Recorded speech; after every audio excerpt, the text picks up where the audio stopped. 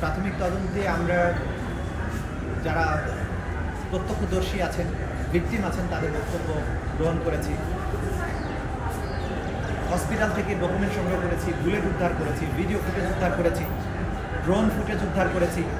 এই সবগুলো থেকে আমরা যেটা মোটা দাগে তদন্তের কনক্লুশনের যে দিকে যাচ্ছি সেটা হচ্ছে যে এটা একটা রাষ্ট্রীয় সিদ্ধান্তে সুপিরিয়র রেসপন্সিবিলিটির মাধ্যমে হাসিনা নির্দেশ দিয়েছিলেন, তার মন্ত্রিপরিষদ, তার পুলিশ বাহিনী সেটা ক্যারি আউট করেছেন এবং তারা এই পরিকল্পনা সাজানো মাঠ পর্যায়ে বাস্তবায়নের কাজ করেছেন। এটা pure and simple wide spread and systematic attack on civilian population. সেই কারণে এটা ক্লিয়ারলি মানবতা বিরোধী অপরাধ। সেই মানবতা বিরোধী অপরাধের সুপিরিয়র রেসপন্সিবিলিটিতে শেখ হাসিনা বা অন্যান্য যে সমস্ত আসামিরা আছেন তারা তাদের পজিশন অনুযায়ী সেই মামলায় অভিযুক্ত হচ্ছেন এবং সেই অনুযায়ী তদন্ত রিপোর্ট দাখিল হবে বলে আমরা আশা করছি। দেখুন, এইটা হ্যান্ডকাপ করানো বা না করানো এটা প্রসিকিউশনের বিষয় না। যেটা বিষয় হচ্ছে জেইল কোড অনুযায়ী আসামিকে আদালতে কিভাবে উপস্থিত করা হবে হবে না, এটা জেইল অথরিটি নির্ধারণ করার ক্ষমতা রাখে। কোনো আসামি যদি আনরুলি হয় এবং তাকে কন্ট্রোল করা না যায়, তার দিক থেকে যদি সিকিউরিটি রিস্ক থাকে, তাহলে তাকে হ্যান্ডকাপ করানো অথবা হ্যান্ডকাপের চেয়েও আরও জটিল কোনো পদ্ধতি যদি দরকার হয় সেটা কিন্তু জেল অথরিটি করতে পারেন। আজকে যেটা হয়েছে, যেটা এখানকার দায়িত্বরত আমাদের আইনশৃঙ্খলা রক্ষাকারী বাহিনী, তারা রিপোর্ট যেটা দিয়েছেন ট্রাইব্যুনালের সামনেও দিয়েছেন বা আমাদের কাছেও জানিয়েছেন যে কয়েকজন আসামি, বিশেষ করে হাসানুল হক ইনু সাহেব, শাহজাহান খান সাহেব এবং জিয়াউল হাসান সাহেব, তারা খুবই আনরুলি আচরণ করেছেন। এদেরকে ধমক দিয়েছেন, গালাগালি করেছেন, হুমকি দিয়েছেন, নির্বংশ করার কথা বলেছেন। একজন তো তিনি হেলমেট ছুঁড়ে মেরেছেন এবং আগেও তার ভিডিও আপনারা দেখেছেন, যেটা হয়েছে যে ওনাকে যখন দুই পাশে হ্যান্ডকাপ না লাগিয়ে আগের সময়ে যে দুজন পুলিশ ওনাকে দুই পাশে দুই হাত ধরে নিয়ে যেতেন, উনি কিন্তু জোর করে হাত ছুটিয়ে ফেলেছেন। সুতরাং এইসব বিষয়গুলো সিকিউরিটি থ্রেট মনে করে ওনারা তাদেরকে কোর্টরুম পর্যন্ত আনার ব্যাপারে হ্যান্ডকাপ ইউজ করেছেন, এটা ওনারা আদালতে জানিয়েছেন। তো এই বিষয়টা প্রসিকিউশনের কিছু দায়িত্ব নেই। সেটা হচ্ছে যে 17 জনকে তোলার সময় গেট থেকে একজন একজন করে খুলে তো ঢুকাচ্ছিলেন।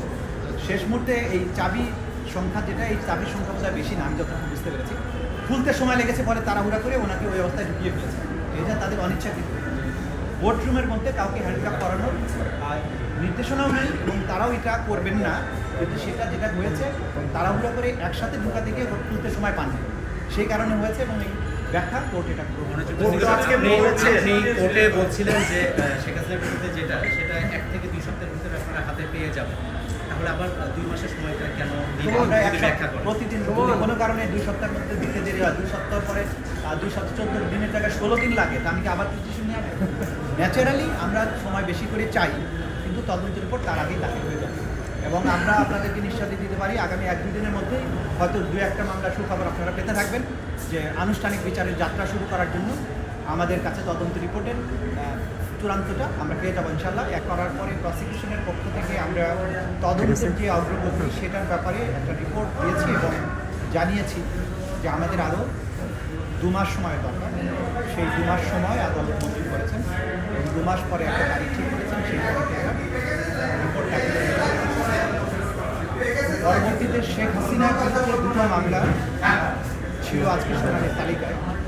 একটি মামলা ছিল জুলাই এবং আগস্টের গণহত্যার সঙ্গে তার সম্পৃক্ততার ব্যাপারে। সেই মামলাটি আমরা জানিয়েছি আদালতকে যে আমাদের তদন্ত একদম চূড়ান্ত পর্যায়ে আছে, যে কোনো মুহূর্তে এই তদন্ত রিপোর্টটা দাখিল হবে। তারপরেও স্বচ্ছতার স্বার্থে আমরা 2 মাসের সময় আবেদন করেছিলাম, আদালত সেটা মঞ্জুর করেছেন। কিন্তু এটা আমরা আপনাদেরকে জানাতে পারি যে এই তদন্তটা যে কোনো মুহূর্তে দাখিল হয়ে যাবে, সেটা আগামী সপ্তাহ হতে পারে, যে কোনো সময় হতে পারে। তৃতীয় যে মামলাটি ছিল সেটি হচ্ছে গুম এবং বিচার বহির্ভূত যে হত্যাকাণ্ড ক্রসফায়ার, এই রিলেটেড মামলায় 11 জনের বিরুদ্ধে আমরা মামলাটি প্রথম শুরু করেছিলাম। 11 জনের বিরুদ্ধে গ্রেপ্তারি পরোয়ানা জারি করা হয়েছিল। তার মধ্যে মাত্র একজন গ্রেপ্তার আছেন, তিনি হচ্ছেন সাবেক মেজর জেনারেল জিয়াউল হাসান। সেই মামলার ব্যাপারে আমরা যেটা জানিয়েছি যে এই মামলার তদন্ত করতে গিয়ে আমরা ডিটেনশনের যে সেন্টার, গোপন কেন্দ্রগুলো ছিল, এরকম 4টি ডিটেনশন সেন্টার আমরা আমাদের তদন্তকারী সংস্থারা ভিজিট করেছেন, উদ্ধার করেছেন এবং সেখানে গুমের কাজে, নির্যাতনের কাজে, গুম করে হত্যা করার কাজে যে সমস্ত ম্যাটেরিয়াল ব্যবহৃত হতো সেগুলো উদ্ধার করেছেন।